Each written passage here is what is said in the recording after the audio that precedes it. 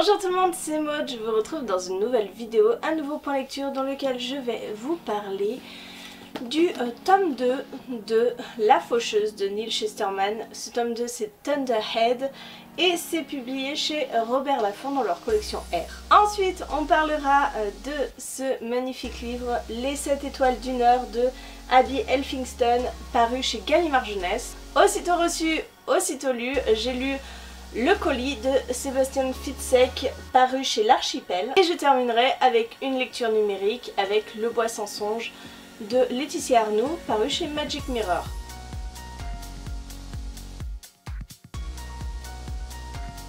On commence avec ce second tome que j'ai lu en lecture commune avec Marilyn Titoumamax, Martine et Maïté. Donc ce sont toutes trois des personnes qui sont sur le groupe Facebook Challengez-vous en LC qui a été créé par Bérangère de la chaîne Lecture en B. Je vous mets le groupe en barre d'infos si vous voulez nous rejoindre. On organise chaque mois une lecture commune. Alors des fois vous avez le livre, des fois pas. Là on était parti sur La Faucheuse, le tome 2, je l'avais et je suis très contente de l'avoir sorti puisque j'avance dans une saga et ça fait toujours plaisir. Pour rappel, nous sommes dans un monde où la mort a été vaincue, le Thunderhead, cette entité artificielle, cette intelligence artificielle a vaincu la mort, permet aux êtres humains de vivre indéfiniment grâce à des nanites implantées dans le corps humain qui les réparent, les soignent, leur donnent des antidouleurs et après ils vont dans un centre de résurrection si par malheur il leur arrive un accident. Nous allons suivre Citra et Rowan qui vont être sélectionnés pour devenir faucheurs. Les faucheurs, c'est une entité très particulière puisque dans ce monde où la mort a été exclue, eh bien il faut quand même réguler un petit peu la population et faire en sorte que la population se stabilise à un moment ou à un autre. Donc les faucheurs sont là pour tuer les gens, hein, c'est le principe d'une faucheuse, mais les tuer de manière définitive. Donc une fois que vous êtes glané, il n'y a plus de retour possible, vous êtes mort et c'est fini. Donc Citra et Rowan dans le premier tome font un petit peu leur classe de faucheurs, hein, apprennent un petit peu le métier avec un maître et il leur arrive pas mal de choses dans le tome 1, je ne vous narrerai pas ces choses là. J'avais bien aimé la fin du tome 1, ça remettait un petit peu en perspective les choses. Et ce tome 2, je me suis lancée dedans, ça se lit très bien, c'est divisé en 6 parties, on se lisait une partie à chaque fois et c'est là que je me suis vraiment rendu compte que dans les 3 premières parties, eh ben il se passait pas forcément grand chose. On remet en place l'univers, on voit vers quelle direction sont partis les personnages, des directions que j'ai d'ailleurs beaucoup aimées. On découvre un nouveau personnage aussi. Et ma foi, je ne savais pas trop vers quoi allait tendre ce livre puisque on a vraiment l'impression dans ces 3 premiers chapitres, enfin ces 3 premières parties, que le Thunderhead, cette intelligence artificielle, met en place ses pions. Qu'il a un plan très précis en tête, mais on ignore vraiment quoi. Et du coup, ça explose vraiment dans la 4e partie où là, on a un twist de malade que moi personnellement je n'avais pas vu venir, que je crois mes collègues n'avaient pas vu venir non plus. Et sur le coup je me suis dit waouh, ça c'est bien foutu, ça fallait le faire. Et puis après, quand est passé le coup de l'émotion, je me suis dit que c'est quand même vachement gros quoi, nous ressortir ça maintenant quoi. C'est pas plausible, c'est what the fuck, complètement. Bref, l'auteur a fait ce choix-là, écoutez, ça va impliquer tout ce qui va arriver par la suite, et ce final, mon dieu, ce final, c'est grandiose, c'est grandiose, je ne m'attendais pas à ce que l'auteur aille jusque-là, mais vraiment, c'est grandiose. C'est un final explosif, quand vous lisez ça, vous êtes complètement pris dans l'histoire à vous dire mais c'est pas possible, et on enchaîne, et c'est toujours un surplus dans l'action, et c'est toujours un surplus dans l'émotion, et waouh, franchement j'ai terminé ce livre à bout de souffle, en me disant oh, c'est pas possible. Donc il est très très fort, Neal Shusterman, pour ça, parce que cette fin est dingue. Et elle pose plein de questionnements, parce qu'avec les filles, après on était là à se dire « Ah ouais, il va se passer ça dans le tome 3, c'est obligé, il va y arriver ça, et probablement ça, et pas... » Donc ouais, c'est une fin de dingue, et j'ai qu'une envie, c'est de lire le 3e tome. Et ouais, c'était addictif comme lecture, et j'ai tourné les pages, et donc c'était une très bonne lecture, mais je reviens quand même sur ce twist qui est quand même vachement gros. Hein, vachement gros, et ouais. Voilà. C'est le point, le bémol en fait, de me dire que finalement, c'est peut-être trop gros quoi. On continue avec les 7 étoiles du Nord que j'ai lu. J'ai mis pas mal de temps à lire ce livre parce que, si vous voulez, je l'ai lu petit bout par petit bout parce que je n'arrivais pas vraiment à me mettre dedans. Nous allons suivre Eska, qui est une jeune fille qui est retenue prisonnière par la Reine des Glaces dans le royaume d'Erkenwald. Donc nous sommes dans un roman de fantasy jeunesse. Eska, c'est une jeune fille qui va servir à la Reine des Glaces à prendre le pouvoir sur toutes les tribus grâce à la voix de la jeune fille. En fait, la Reine des Glaces collecte les voix. Eska a réussi à rester muette tout ce temps où elle était enfermée dans cette boîte à musique, soumise à la pression de la Reine des Glaces.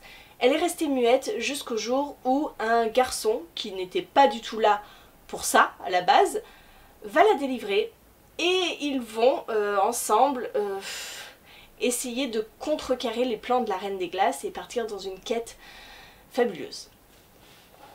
Je vous l'ai dit, j'ai mis pas mal de temps à lire ce livre. La plume est plutôt jolie. J'ai commencé ce livre en me disant « Ah oui, c'est quand même du costaud ». Franchement, quand j'ai commencé le livre, je me suis dit « C'est de la jeunesse, mais toutes les premières pages, on est dans un conte, donc c'est narré et il y a beaucoup de descriptions. C'est pas simplement des dialogues, c'est beaucoup de descriptions. C'est quand même assez dense. » Mine de rien, et je me suis dit, waouh, pour des enfants à partir de 10 ans, c'est quand même du costaud. Donc si moi je trouvais que c'était costaud, je me disais, les enfants, ça va être compliqué. J'aimais beaucoup la plume, c'était plutôt poétique, mais j'arrivais pas à me mettre vraiment dedans. Voilà, petit bout par petit bout, c'est pas la bonne façon de faire. Quand j'ai vu que j'avais du mal à retourner dans ce livre, alors que l'histoire me plaisait, que les personnages me plaisaient, mais voilà, c'était du sans plus, je me suis dit, il faut que je rentre vraiment dedans et il faut que je me bouffe la dernière moitié d'un coup. Sinon, je ne vais pas aimer ce livre. C'est ce que je me suis dit. C'est ce que j'ai fait. Je me suis vraiment bouffé la dernière moitié et ben, je suis rentrée dans l'univers. Je suis rentrée dans cette féerie, je suis rentrée dans cette histoire avec des jeunes enfants qui vont essayer de contrecarrer ces Reines des Glaces grâce, entre autres, à l'aide d'un aigle, la protection d'un aigle, la protection d'un ours. Ouais, on rapproche ce livre de C.S. Lewis, donc de Narnia. Oui, on est un petit peu dans cet univers, un peu de Narnia, un petit peu de À la croisée des mondes. Et au final, j'ai beaucoup aimé ce livre, mais c'est vrai que il faut être absolument concentré dans ce livre et ne pas lire d'autres livres à côté, de pas piocher par-ci par-là. Non, il faut se mettre dedans totalement, avoir la tête essentiellement occupée par ce livre. Et après c'était génial parce que on est dans voilà, un conte nordique avec un paysage glacé, on se met tout de suite dans l'ambiance, c'est très bien fait. Les personnages sont plutôt attachants. Eska, au début, elle est très naïve, elle est même peureuse, elle a peur de tout ce qui l'entoure. Et elle va grandir au fur et à mesure de ce livre. Flint, c'est pareil, Flint, il est dans une tribu, c'est des guerriers, et lui, tout ce qu'il veut, c'est être inventeur. Il invente des choses fabuleuses, et il n'est pas compris du tout dans sa tribu, parce que c'est pas leur raison d'être. Donc il sort complètement des codes, et ça ne plaît pas, et lui, il veut simplement être lui-même. Et il y a Blue, c'est la petite sœur de Flint qui, elle, souffre d'un handicap en fait. Elle est différente, elle s'exprime mal, mais elle est tellement attachante cette petite. C'est plein d'aventures, plein d'aventures. On est embarqué et c'était une très chouette lecture qui, je vous dis, nécessite un minimum d'attention, un minimum de concentration. Mais après il y a plein de rebondissements, on a peur pour les personnages, on s'inquiète et un final qui est dans la lignée d'un conte, hein. Qu'est-ce que vous voulez que je vous dise? Non, c'était une belle lecture, mais costaud quand même. On continue avec un thriller donc, qui est paru le 6 mars, donc il vient juste de paraître. Et je vous le recommande fortement parce que j'ai passé un super moment. Voilà, je l'ai reçu, le lendemain je l'ai commencé et le surlendemain je l'ai fini. Il est hyper prenant ce livre. Nous allons suivre une psychiatre qui s'appelle Emma, qui a été victime d'une agression. Et depuis ce moment terrible, elle vit recluse chez elle, elle ne sort pas. Ça fait 6 mois qu'elle est complètement traumatisée par cette agression. Et un jour, Salim, le livreur, hein, le postier, vient devant sa porte et, alors l'oblige pas, mais lui demande fortement de prendre le colis d'un de ses voisins parce que Salim termine sa tournée et le voisin n'est pas là et voilà, elle lui rendrait un grand service en prenant ce colis. Alors Emma est pas du tout chaude, mais alors pas du tout parce que déjà ouvrir sa porte à un inconnu qui viendrait chercher le colis, ça ne lui dit rien, hein, non. Surtout que sur le nom du colis, elle ne reconnaît pas ce voisin. Donc ça fait monter en elle des angoisses, une paranoïa qui remonte. Et voilà, ça va être un petit peu la base de toute cette histoire. Mais c'est bien plus vaste que ça. Franchement, on tombe dans un roman psychologique complètement dingue. Complètement dingue. C'est à la limite de se dire, est-ce que Emma est complètement folle? Est-ce que Emma a des hallucinations? Est-ce qu'elle a inventé tout? Est-ce que dans son enfance il y a eu un traumatisme? Est-ce que on se pose mille et une questions, mais je vous jure c'est un truc de fou. Et ce livre m'a retourné le cerveau. Simplement, ce livre m'a retourné le cerveau. Parce qu'on ébauche des théories, on se dit il y a des trucs bizarres quand même, c'est pas possible. Et ouais, la fin, je ne l'ai absolument pas vu venir, je n'ai pas vu venir ce twist de fou. Bref, ça a été une super lecture, mais je suis limite à me dire, est-ce que, en allant dans la surenchère comme ça, est-ce que c'est crédible? Est-ce que c'est plausible? Je ne suis pas du tout experte dans les maladies mentales, je ne suis pas du tout experte dans les traumatismes. Pour moi, tout ça se tient, mais c'est quand même vachement tordu. Mais très très tordu quoi. Voilà, il y a un élément de l'enfance d'Emma qui me fait dire que ouah, c'est tordu, très tordu. Mais ce livre m'a complètement tenu en haleine du début à la fin. Donc je suis très contente parce que c'est ce que j'attends d'un thriller et ce livre a fait complètement le job. Et on termine cette vidéo avec ce livre-ci que j'ai lu en numérique grâce au Plib 2019 puisque la maison d'édition Magic Mirror nous a mis à disposition cet e-book. Donc merci aux organisateurs du Plib, merci à la maison d'édition pour cet e-book.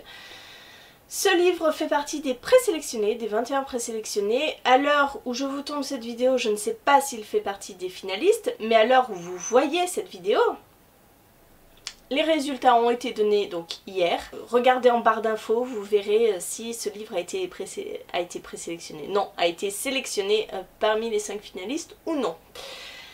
Quoi qu'il en soit, cette lecture e-book a été bonne, mais sans plus. C'est ce qui me fait dire que je crois que les contes, ce n'est pas pour moi. C'est le deuxième conte que je lis de cette maison d'édition après La Bête du Bois Perdu. Et c'est pareil, c'était une bonne lecture, mais sans plus. Ici, nous allons suivre Liv, qui est une princesse qui vit dans son château.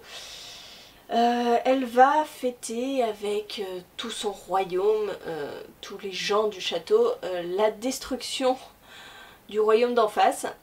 Ils sont en guerre depuis pas mal d'années et là, ça y est, son royaume en est venu à bout. Ils ont décimé tout le royaume d'en face et tout se passe bien, la fête se passe bien, tout le monde est heureux, sauf Liv qui, elle, ne se réjouit pas forcément de la mort de milliers d'innocents. Et au beau milieu de cette soirée, il va y avoir un drame, une malédiction qui a été prophétisée lorsqu'elle était bébé, va se mettre en place et va plonger tous les gens dans une sorte de comment dire, vont se transformer un petit peu en statues, ne plus beaucoup bouger et plonger dans des cauchemars incessants, sauf Liv qui va partir du château et va se précipiter dans ce bois qui est apparu de nulle part en plein milieu, voilà, entourant le château, et elle va faire la rencontre de Lennart qui, on le sait depuis le début, est l'instigateur de cette malédiction. Il est le dernier survivant de ce peuple qui a été décimé.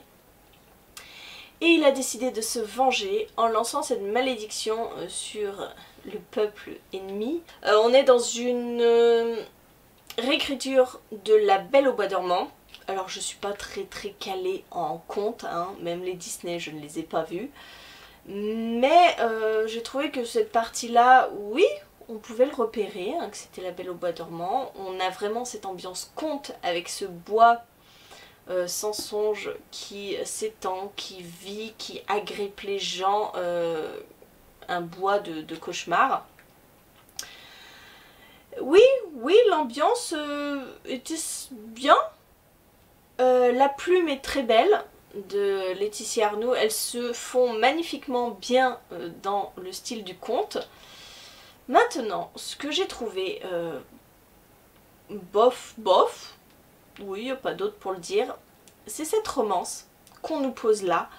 Liv et Lennart se détestent cordialement, hein. Ils ne peuvent pas se saquer, ils ne peuvent pas se voir. C'est un petit peu la base de toute romance, hein, je vous dirais, c'est pas très original.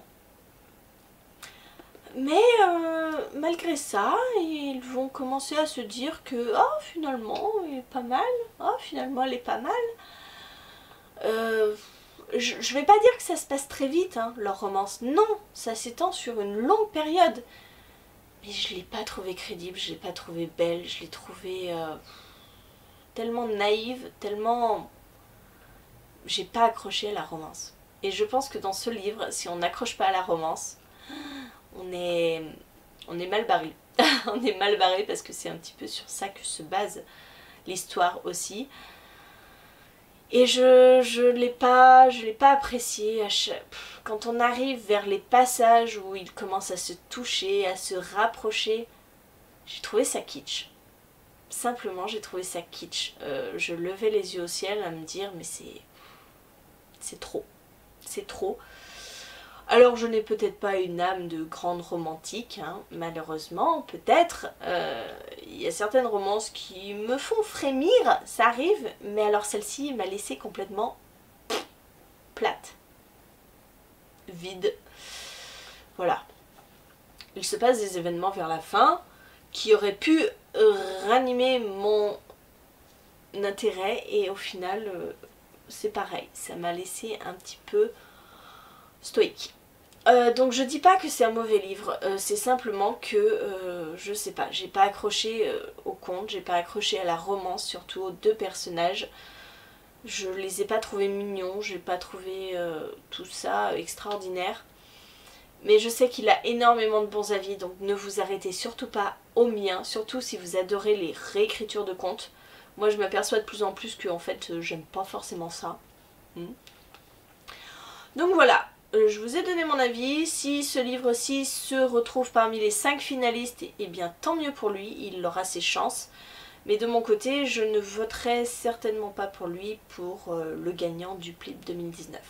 Voilà, je vous ai parlé de ces 4 lectures, j'espère que la vidéo vous a plu, n'hésitez pas à me dire en commentaire ce que vous lisez en ce moment, quels sont vos derniers coups de cœur, ça pourra me donner des idées aussi. Dites-moi si vous avez lu un des livres que je vous ai présentés, ce que vous en avez pensé, si vous n'êtes pas du tout d'accord avec moi pour le Bois des Songes, vous avez le bois des songes, le bois sans songe.